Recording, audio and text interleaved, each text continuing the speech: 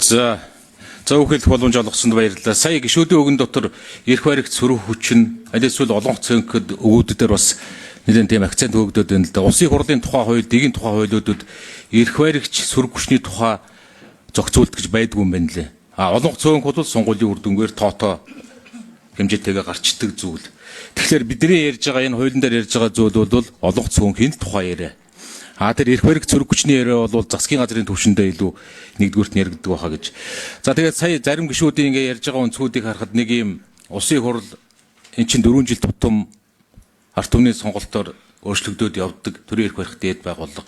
Энийг яг өнөөдрийн түвшинд нэг байнга эрх барьж явах юм шиг, нөгөөх нь нэг байнга сөрж явах ёстой нэг хэдэн хүмүүс байгаа юм шиг нэг юм мөнхийн сэтгүүнээс асуудалд бас ингэ хандаад байна. Энэ ерөөсөө энэ парламентд ёсных нь үзэл баримтлалын түвшинд л гэж бид нэр ярьж байгаа. Тэгээд аль улсад байдаг жишээн дээр бол яг тэр Германы Бундестагийн Германы парламентын зохицуултан дээр бол энэ тухай нэгэн тийм том бүлэг хэрхэн яаж энэ хяналтын төр хороог байгуулж энийг үр ашигтай явуулах тухай яг саяны тэр бүрэлдэхүүн жилд бүр 2-3 парламент дамжиж явдаг нэг төр хороо гэх мэтэр маш тийм өргөн зохицуулалт цөөнхөөсөө ахалдаг зохицуулалт Бундестагд бол маш том хэмжээний зохицуулалт энд байдаг гэдгийг дурддаг. Тэгээ гишүүд үзэл баримтлалын төвшөнд асуудлыг дэмжиж тэр сандаг учир гишүүний ярьж байгаа өнцөг бол бас анхаарч үзэх ёстой өнцөг байна лээ. Тэгээд тэр саналуудыг бид нэр хэлцүүлгийн төвшөнд бас ярилцаад явах боломжтой гэж бодож байна.